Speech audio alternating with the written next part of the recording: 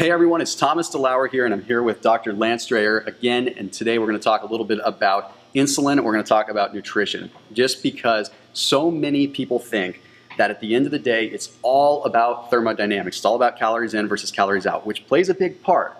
But when it comes to fat loss and it comes to post-workout, there's so much more than just calories in, calories out. It comes down to that real master hormone of insulin. And you definitely know your stuff when it comes to insulin, and I've talked about in other videos the relationship with whey protein and how the absorbability is just so swift that it causes a spike in insulin. But you were explaining some other things when it comes to insulin. I think that my viewers would really, really like to see. Yeah, well, after a workout, the worst thing that a heavy trainer can do is to take in a carbohydrate.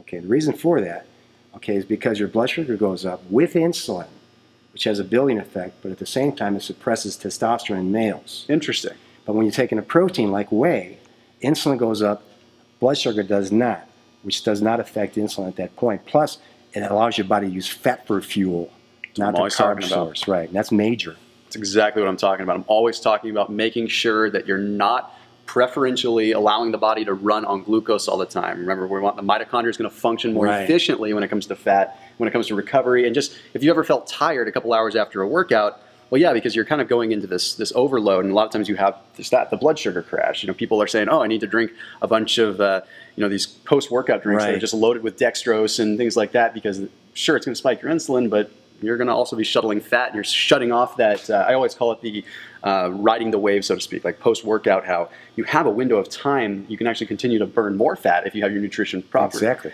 But interesting. So what would be the best quick tip that you could give my viewers and our viewers just when it comes to post-workout after a high-intensity workout, whether it be high-intensity interval training or just a heavy lifting session? You think a little bit lower on the carbohydrates, higher on the protein? After I work out, I don't take any carbs in, okay, except for what might be in the protein source itself, which is 5 or 6 grams. I'll take a protein source. Gotcha. Right? That's it. Right immediately afterwards, so I get to utilize the protein more efficiently that way. If I do have carbohydrates, it won't be till later in the day because I eat about 60 grams a day. Okay. That's about where I'm at. Lunch. So you stay close to ketosis then, or you kind of hover right on the line there? Most of the time, yeah. Okay, so do I. Most of the time, yeah. Okay, interesting. We could do another video on ketosis.